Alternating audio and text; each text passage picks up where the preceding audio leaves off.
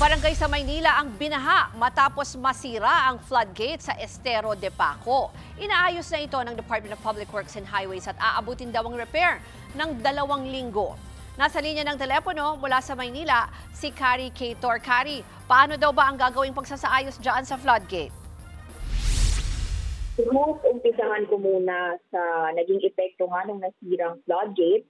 Ang kwento ng mga residente nito sa Maynila ay umabot pa raw ng tusod ang level ng tubig. At sa isa sa mga apektadong barangay, mabaho at maitim pa raw ito na tila nang galing umano sa kanal. At yan ang naging dahilan nga rin kung bakit nag-inspeksyon si Public Works Secretary Vince Dizon sa pumping station sa Paco. Sa kanyang nakita kasi ay nahiwalay sa pwesto at nayupi ang naturang floodgate na naghahati raw sa mga estero sa lugar at sa Ilog Pasig.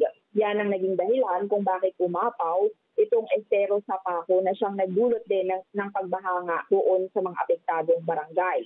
At dahil dyan, nawalan din daw ng silbi ang mga pumping station dahil yung mga binobombang tubig mula sa Pasig River ay bumabalik-balik lang din doon dahil nga sa pagkasira nitong floodgate. At sabi ni Dizon, isa sa mga posibleng dahilan ng pagkasira niyan ang malakas na paghampas ng tubig o yung pressure daw kasagsagan nga ng Super Typhoon Uwan. Pinaiimbestigahan din ng DPWH kung posibleng substandard ang mga materyales na ginamit o di kaya naman ay tinamaan daw ito ng barge mula sa kalapit na terminal.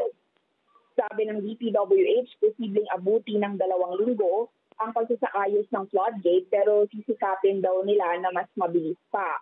Pagkatapos niyan, patitibayin din ito para hindi na raw maulit ang insidente at ang proseso naman na yan ay maaaring abutin ng 3 buwan. Pero wala raw gagastusin dahil sagot na rin ito ng foreign contractor, ang Indonesian na PT Asiana at iba pang partners kabilang ang World Bank.